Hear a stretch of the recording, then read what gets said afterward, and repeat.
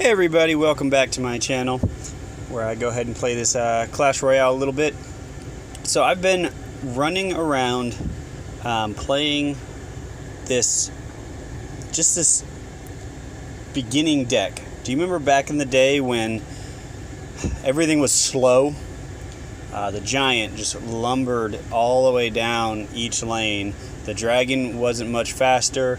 The knight, he was slow. I mean, now we have elite barbs, we have bandits, we have charging princes on horses, battering rams. I mean, everything, goblin barrels, miners, everything to get down to the tower fast. And I was like, you know, I want to go old school. I want to go back to when Clash Royale first started. When the cards you got to choose from were roughly this and a few others. The witch. I can't remember the few others what they were, but this is what I came up with, and I have been running with this. As you can see, been playing a lot of the 2 versus 2 tournaments. Those have been great. I'm going to go ahead and find some videos that have been great shows of force. This last one we just did, we'll go ahead and watch that one. That one was a blast. I mean, it was slow. We got to sit back and relax. This guy Flying Whiskey, he just seemed to be just right on par with what I was thinking. I don't know what Jabiru and Yanix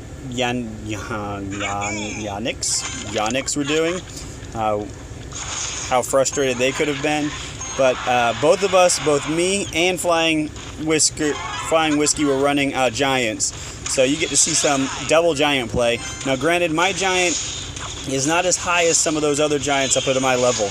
A lot of my cards that I'm currently playing for this deck are not.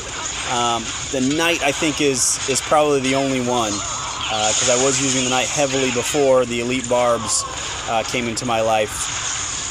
So, I mean, it's a slow-paced game. You just get the giant down there, use him as a meat shield, and then just come in behind him with all sorts of troops.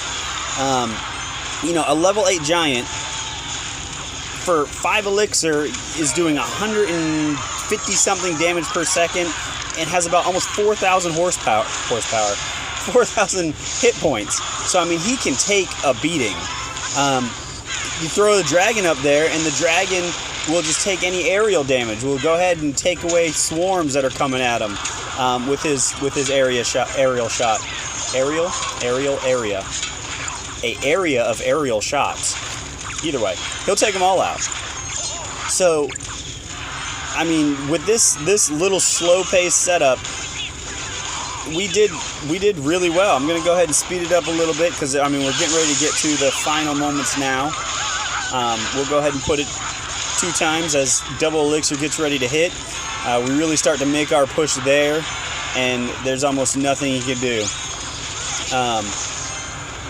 And see, I don't know if you caught that. I was going to use arrows on those minions, but I immediately saw that my teammate was going to use the wizard, and so instead of wasting it, I saved that elixir. And so yeah, bye-bye tower.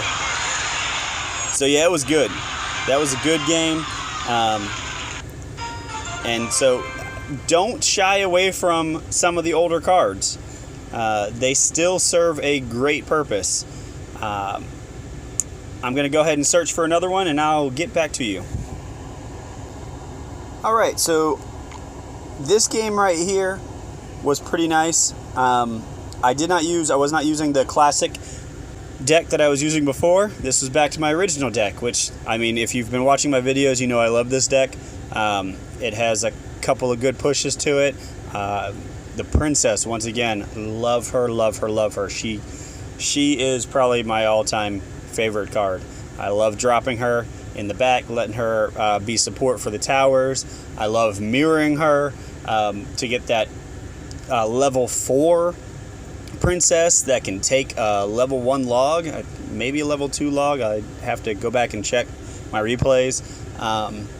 and then sometimes cloning her just for a nice flaming arrow effect on a king tower right at the end. It is beautiful. But so I'm gonna go ahead and watch this one. We did really good on this one. Speed it up a little bit, get us started. As you can see, one thing you have to realize when you're playing is try not to get caught up in defense. So these guys were too busy, at least the one guy, with that fireball trying to get rid of the skeleton army that just dropped and the princess that was taking them all out. And so he ended up activating our king towers right in the get-go. Now this doesn't necessarily mean it's a loss for you if you do it.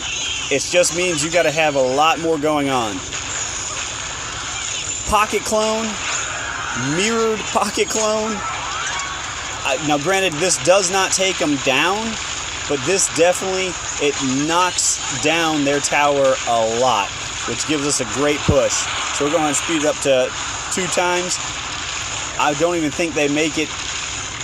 They may make it into double elixir. I don't think they do, though.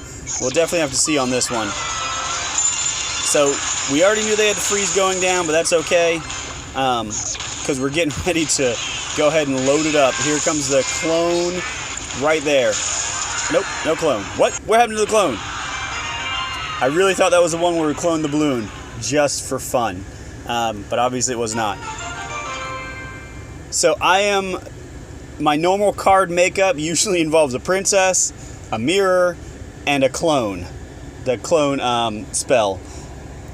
Everything after that is just for fun. I've done some straight clone decks where you use everything that has death damage. So the ice golem, you get. I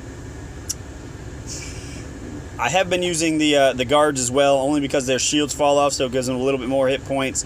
The battering ram, definitely the balloon, and the golem. So lava hound, the giant skeleton, all of these I've used as part of a clone mirror deck.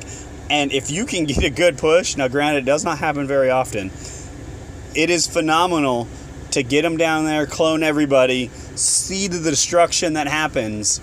It's beautiful to watch. So play around with decks. I mean, if you don't take this game so seriously that you get caught up in what arena you're actually in, have fun with it. It doesn't matter what you're doing, eventually you will get up there. Granted, I am sitting in Hog Mountain right now. I've seen the Legendary Arena. I've seen Challenger 1. I've looked at this icon for Challenger 2, but that's about it. I haven't gotten that far yet. But play and enjoy it. And as always, I will see you on the battlefield.